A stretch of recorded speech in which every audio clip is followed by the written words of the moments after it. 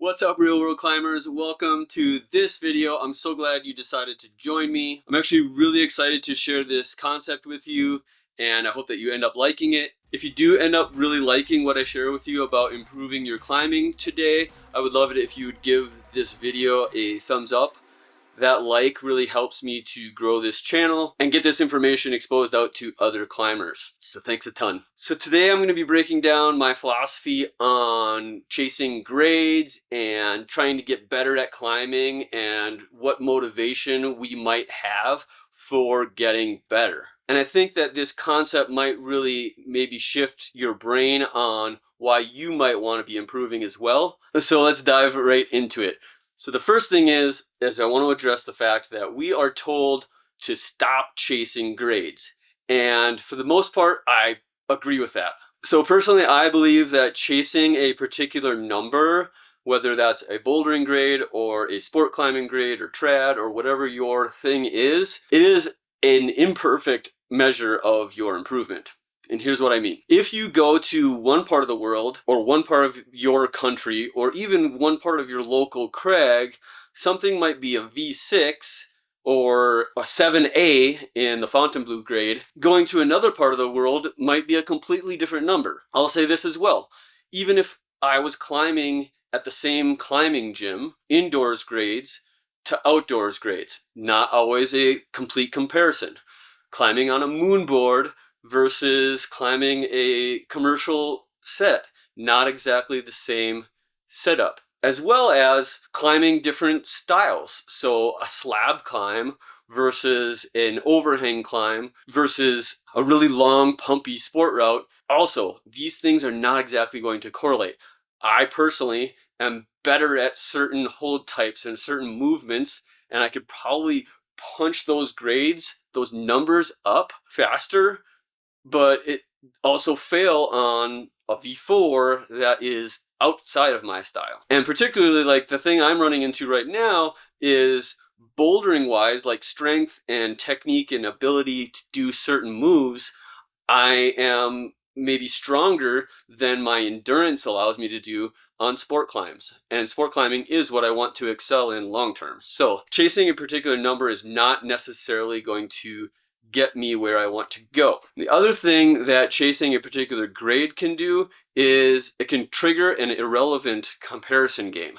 And that can be amongst yourself, like I said, with certain hold types versus others or certain angles versus others, as well as with your climbing partners and things like that. I have climbing partners that are better at other styles than me, and I want to emulate them, and I might excel at other things. And having one number saying I've climbed this number doesn't really mean anything comparing to other people. So that leaves the big question, which is there something else we can use besides the grades to measure and motivate us in our improvement? So I'm going to propose that we actually focus on something different.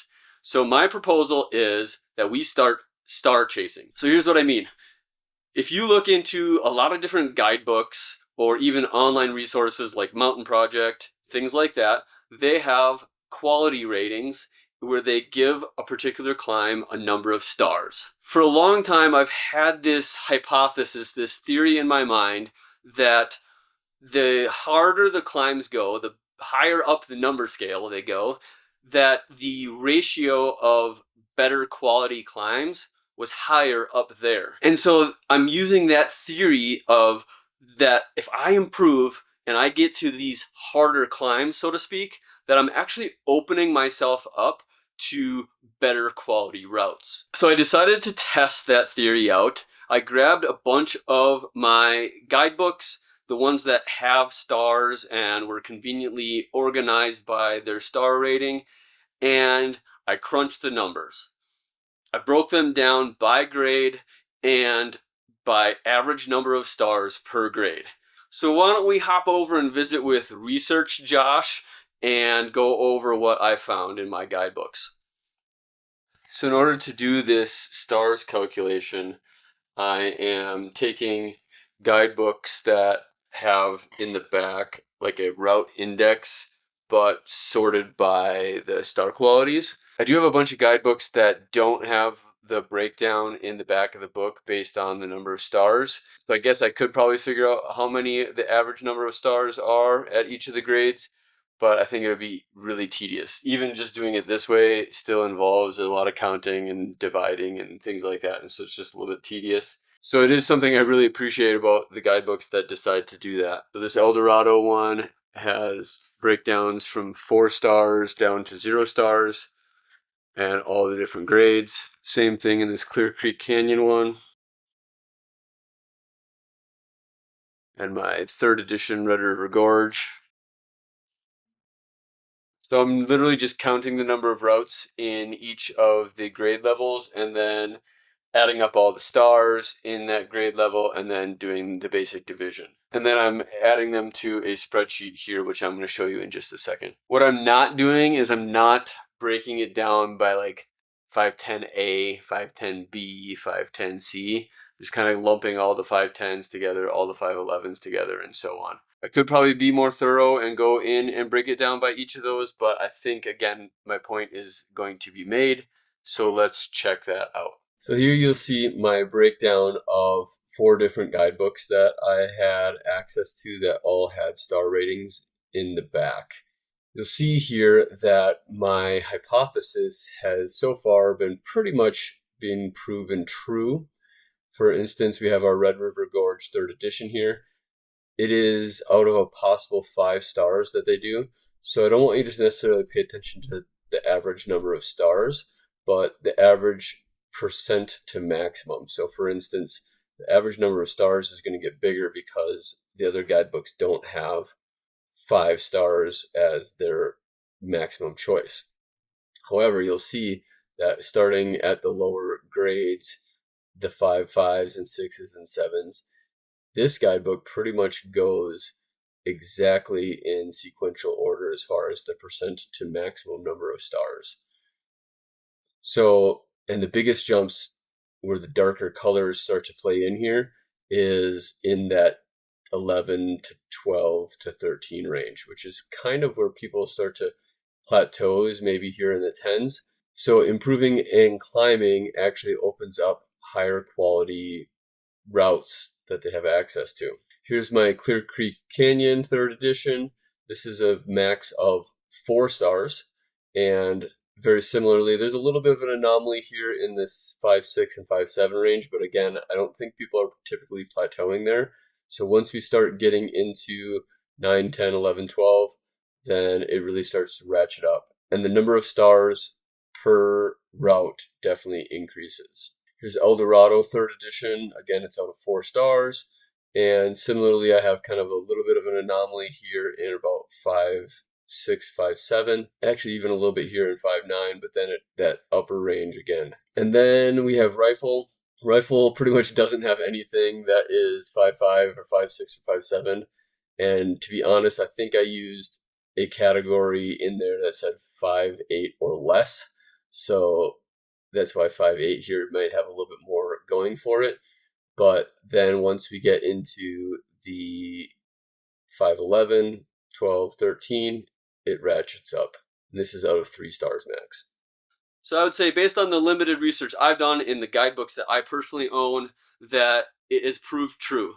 The more you improve, the more you open up yourself to these harder climbs, whatever number that might be for you. So if you're a 510 climber right now, just opening yourself up to 511 climbs is going to increase the average star quality rating of the climbs that you're going to have access to, which makes climbing more fun and motivates you even further to continue to improve. So I'm curious if you can grab some of your own guidebooks and just crunch some numbers. Just take the different grade levels, add up how many climbs are in those grade levels, add up the total number of stars, and just do an average. Number of total stars divided by the number of climbs, and see what you came up with in your guidebooks, and share that information down in the comments below. I think it'd be awesome to expand this research to more than just the 4 guidebooks I have done already. And I know there's some really smart people out there, and so I'm curious if there might be an API that we can connect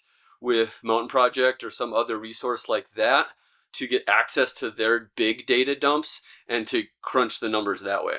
if you're kind of that tech guy and you are API kind of person, I'd be interested if you could crunch those numbers. So that is my motivation for getting better at climbing. I want to open up more quality climbs that I can access and increase the amount of fun that I have when I do get out. That's kind of what real world climbing stands for, is we get it that you have other responsibilities, that time on the rock might be limited. And so when you do get out, you want to have a good time. And so to maximize those outings and be able to have access to great quality climbs. Does that mean there are not gems at the lower grades? No, I'm not saying that. What I'm just saying is that we're opening up the ratio. We're giving ourselves the best possible chance. That just happens to be my focus for 2025, which is to get outside more, to have a lot more exposure to great quality climbs. And I've actually built a 2025 challenge around that, and that video is coming up real soon. So when that video does come out, I'll put it right up here so you can click on that one next. And if you're liking what you see here on Real World Climbing, I would love it if you would consider subscribing by clipping the chains on that subscribe button. See you real soon.